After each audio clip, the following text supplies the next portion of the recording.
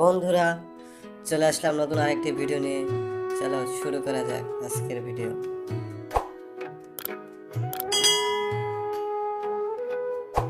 এই সময় কম, শুরু করো। বলতো, বৈদেশিক মুদ্রার রিজার্ভের অর্থ দিয়ে সরকার কি নামে তহবিল গঠন করবে? এ, বাংলাদেশ রিজার্ভ ব্যাংক তহবিল। বি, বাংলাদেশ সার্বভৌম সম্পদ তহবিল। সি, বাংলাদেশ বৈদেশিক সম্পদ তহবিল। ডি, বাংলাদেশ রিজার্ভ সম্পদ তহবিল।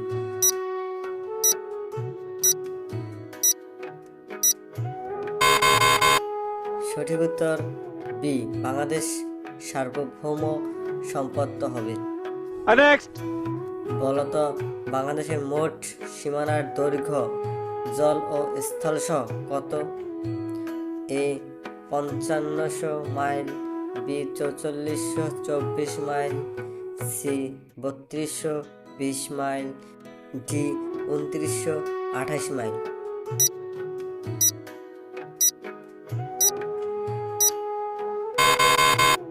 সঠিক উত্তর ডি, ২৯২৮ মাইল। নেক্সট। বাংলাদেশের কোন জেলাটির সাথে ভারত ও মায়ানমারের সীমানা রয়েছে? এ, Chittagong. B, Cox's Bazar. C, Rangamati. D, Patuakhali. কে কে বলতে পারে কমেন্টস করে বলো তো।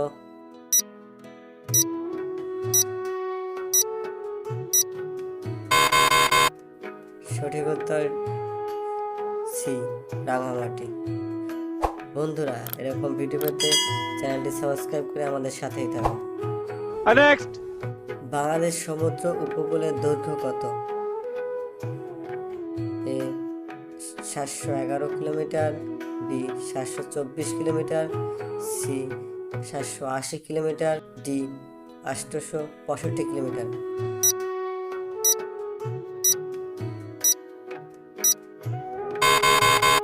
সঠিক উত্তর এ, ৭১১ কিলোমিটার। নেক্সট। বাংলাদেশের মোট আয়তন কত বর্গ কিলোমিটার? এ, ১,৪৭,৭৭০ বর্গ কিলোমিটার। বি, ১,৪৬,৭৮০ বর্গ কিলোমিটার। সি, ১,৪৭,৫৭০ বর্গ কিলোমিটার। ডি, ১,৪৬,৮৫০ বর্গ কিলোমিটার। বন্ধুরা, কে কিভাবে কমেন্টস করো তো।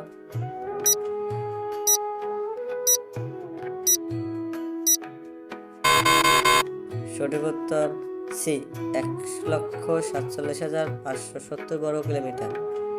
নেক্সট। বলতো, বাংলাদেশের পঞ্চম কৃষি বিশ্ববিদ্যালয় কোনটা? এ, খুলনা কৃষি বিশ্ববিদ্যালয়। বি, বগুড়া কৃষি বিশ্ববিদ্যালয়। সি, শেরেবাংলা কৃষি বিশ্ববিদ্যালয়। ডি, সিলেট কৃষি বিশ্ববিদ্যালয়।